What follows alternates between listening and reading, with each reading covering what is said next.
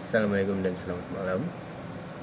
Nama saya Muhammad Hafizudin, Nombor Matrix BF 25110095, Fakulti dari Kehutanan Topika Antarabangsa.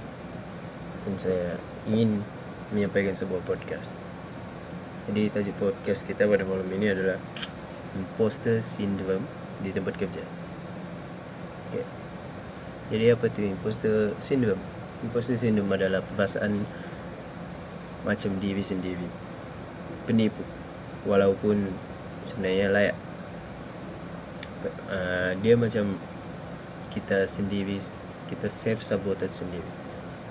Kita berfikir macam kita ni tidak mampu, ada orang lagi baik dari ni, ada orang lagi bagus dalam ni. Tapi sebenarnya tidak. Kita tahu kita cuma menipu diri sendiri. Dia rasa kejayaan tu macam apa yang kita dapat semua datang dari luck, bukan usaha sendiri. Dan dia selalu terjadi dengan student, dengan orang yang baru graduate, boleh juga terjadi dengan pekerja baru begitu. Dia benda yang negatif lah yang dalam kehidupan diri dan kehidupan seharian ataupun kehidupan dalam pekerjaan, persekolahan, sebab dia boleh kurangkan keyakinan diri gitu. Dia boleh juga mengganggu prestasi, dan dia juga boleh menyebabkan stres atau burnout orang panggil. Macam kita boleh terefek lah kita punya kehidupan seharian, pembelajaran seharian, pekerjaan seharian. Itu adalah pembuka kata kan untuk imposter syndrome ni. Dan seterusnya kita ada isi utama. Macam mana kita mau kenal, atau mana mungkin kita tidak perasan yang kita sedang ada imposter syndrome ni. Jadi dia ada tanda-tanda lah juga. Okay, tanda-tanda yang pertama, kita selalu ragu dengan diri sendiri. Macam saya mau menyanyi tu, saya mau ikut pertandingan menyanyi tu, contoh saya mau ikut pertandingan menyanyi tu, tapi suara saya tidak sedap macam orang lain. Itulah. And then takut orang lain tahu akan kelemahan kita. Dia macam saya mau menyanyi tapi saya tidak handsome macam dia tu. Kita takut orang start bandingkan kita dengan orang lain. Dan selain itu, tanda-tanda yang lain kita anggap kejayaan ni based on luck. Tidak betul juga. Kita ada mungkin sedikit portion luck, tapi lebih tu usaha juga. And then seterusnya, kerja terlalu kuat untuk buktikan diri. Dan kita macam kita seek out the pujian dari orang, kita seek out the kita mencari kata-kata orang, kita mencari pujian orang tu kan. Begitulah. And then next, kita bandingkan diri dengan orang lain. Macam itulah. Dia sama dengan yang pertama tadi. Kita takut kita dibandingkan dengan orang lain, sampai kita pun membandingkan diri sendiri dengan orang lain. Itu tanda-tanda dia lah. Seterusnya kita ada punca. Kenapa kita boleh dapat imposter syndrome ni? Antara punca utama dia lah kan, adalah sebab keyakinan diri yang rendah. Kita punya confidence tu kurang. Kita tidak yakin lah. Itulah kan, confidence tu, keyakinan diri yang rendah. Kita tidak percaya betul. Macam orang introvert ni selalu biasanya ada benda ni, kurang confidence, dan dia takut membuat itu, takut membuat ini. Then next one is punca yang seterusnya adalah sifat terlalu mengejar kesempurnaan, perfectionist. Okay, sebab kita boleh dalam fikiran, oh saya mau dapat dekat tes ni, saya contoh dekat tes ni saya mau 100% mark, semua 100% mark. Jadi kita belajar berhabis apa semua, and then tim menjawab tu nanti terfikir nanti kalau saya sudah belajar begini, last ada orang lagi better dari saya begitu. Benda tu akan mengganggu lah fikiran.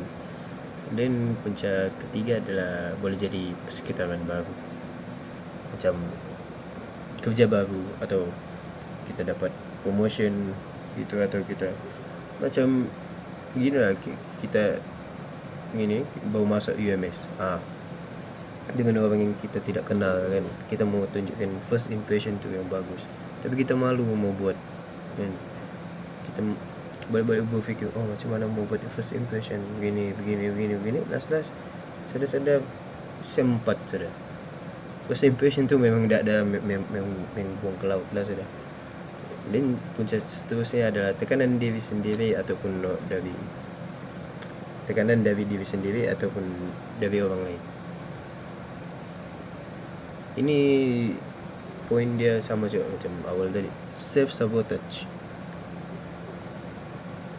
Kalau yang tekanan kita fikir tu lah self sabotage, kita bersangka buruk gitu. Macam sama juga dengan contoh tes tadi. Saya fikir saya mesti beat yang nombor 1 ni, saya mesti lawan nombor 1, saya mesti nama saya nombor 1 gitu. Ataupun tekanan dari orang lain, macam contoh mungkin parents atau kawan rapat atau ahli keluarga yang lain kan. Kenapa kau nak nombor 1? Kenapa dia lagi better dari kau? Mungkin contoh. Dan selain tu kita ada juga kesan di tempat kerja. Apa imposter syndrome yang boleh buat kau di tempat kerja? First adalah prestasi, of course lah menurut. Dan kita balik-balik terfikir benda yang bukan-bukan, kita balik-balik self sabotage diri ni sampai kita down. Dia akan efek prestasi tu lah, prestasi dalam pekerjaan. Dan seterusnya dia boleh juga buat kurang kepuasan kerja. Macam kita start feeling, tak bestnya kerja ni, tak bestnya yang gini, buat semua yang bagus saya kerja sini, bagus saya kerja sini. Dia kalau kita berfikir begitu, dia akan masuk ke poin ketiga, iaitu cepat stres ataupun burnout. Burnout ni adalah hal yang kau balik-balik terfikir sampai kau penat sudah, kau nak mau sudah buat ni, malas sudah mau berfikir begitu, mau buat begitu. Ini dia mengganggu minda lah. Dan yang kesan di tempat kerja yang terakhir adalah tidak berani untuk mengambil peluang. Contoh, kita sedang dalam meeting, and then bos bagi poin lah. Dia tanya kalau ada orang boleh jawab ni, kita tahu, tapi kita diam-diam saja. Kita tak berani bercakap, kita tak berani ambil peluang tu. Sebab imposter syndrome. Okay, seterusnya ada kita dapat contoh atau situasi lah, macam contoh imposter syndrome ni. Dia macam contoh, ada orang ni dia baru masuk kerja lah, baru masuk syarikat, company, dan dia buat kerja bagus orangnya, tapi dia boleh berfikir, kalau dapat masuk company besar ni pun sebab luck juga kan, apa ada lagi orang lain lagi bagus dari aku kan. Macam bersangka buruk lah pasal diri sendiri. And then dia pun sama je macam saya tadi, dia takut bercakap dalam meeting, dia overwork sebab dia mau buktikan dirinya, membuktikan kepada orang lain. Dia minta the curve attention from others. Dia ada tu, dia perlukan attention tu untuk proof yang dia ni tidak apa yang dia fikir lah, tidak seburuk yang dia fikir lah. Tapi sebenarnya tidak perlu benda tu kan. Kalau kau dapat masuk situ, tidak akan bermaksud kau memang layak masuk situ. Dan seterusnya kita ada analisis. Imposter syndrome ni dia adalah masalah psikologi. Dia bukan reality. Dia cuma mainan minda. Ni bagaimana kita mengatasi kan? Kita ada analisis tadi. Sebenarnya macam kita ambil contoh yang tadi pekerja tu. Sebenarnya pekerja tadi tu dia memang layak kan? Cuma dia lebih fokus kepada kelemahan lah dari dia punya orang bilang kekuatan dia. Mungkin dia pandai dari segi ni, mungkin dia pandai dari segi tu, tapi dia tu overlook sebab dia balik-balik fikir kelemahan dia. Dan mungkin tempat kerja dia tu kompetitif, and then mungkin kurang sokongan atau feedback. Benda tu yang macam saya cakap tadi, kompetitif, menang kalah bukan cerita kan. Orang sentiasa ada orang yang lagi better dari diri kita kan. And then bila kita feeling begini, kita perlukan ada sokongan orang lain, orang terdekat. Mungkin orang-orang yang kena imposter syndrome ni, mungkin dia ada kawan tapi tidaklah yang sebegitu rapat kali, mungkin. Dan kalau imposter syndrome ni dia berterusan dalam jangka masa yang panjang lah, dia boleh hilang peluang naik pangkat. Yalah, sebab dalam meeting saya dia diam-diam kan, prestasi saya turun gitu sebab balik fikir. And then mungkin dia boleh kena mungkin masalah mental kan. Sebab stres pun kira masalah mental. Stress, anxiety, overthinking, semua tu lah. Jadi tak mau cakap ya pun baik-baik. Kesimpulan dia cara mengatasi atau take away. Mungkin cara mengatasi imposter syndrome ni, sebenarnya apa yang kau fikir baik pasal dirimu, kau fikirlah positif balik pasal dirimu. Macam contoh, dia punya achievement lagi tinggi daripada aku. Cuba fikir, aku punya achievement pun okey berbanding dengan dia. Kita perlu hargai pencapaian diri kan. Kau dapat kerja tu bersebab, tidak semua ya based on luck.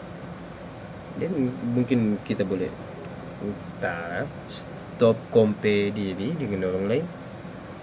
Tidak besar, tidak susah. Dan kalau betul malu mau minta feedback, cakap, tanya orang lain. And then semua orang buat mistake. Benda tu normal. Dan tiada orang yang sempurna di dunia ni. Memang tiada orang yang sempurna di dunia. So, semua orang buat mistake. Jadi apa salahnya kalau minta kita terima kita punya mistake, kita belajar benda tu kan. Kita perlahan-lahan buat, kita bina keyakinan diri, kita bina kita punya confidence. Jadi rasa itu sajalah kan. Benda ni tidak susah, cuma just mainan minda, psikologi. Kalau mindamu bagus, berfikir okey, benda ni dia akan jadi mungkin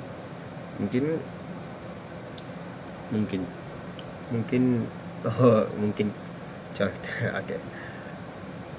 Mungkin kau bukan imposter kan, mungkin kau cuma sedang berkembang, sedang growing. Mungkin itu adalah pengajaran. Mungkin ini. Ini semuanya berkemungkinan 50-50.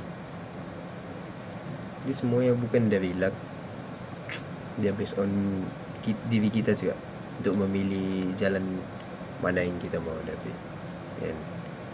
psikologi bukannya masalah psikologi ini tidak boleh kita pandang remeh juga sebenarnya, tapi kalau ada masalah cari lah orang lain, dan kita jumpa terapi dan kita selesaikan dengan cara yang bagus. Kita usaha tangga kejayaan. Jadi itu sajalah dari saya. Saya Muhammad Hafizuddin bin Ali dari Fakulti Topik dan Bangsa. Selamat malam. Terima kasih.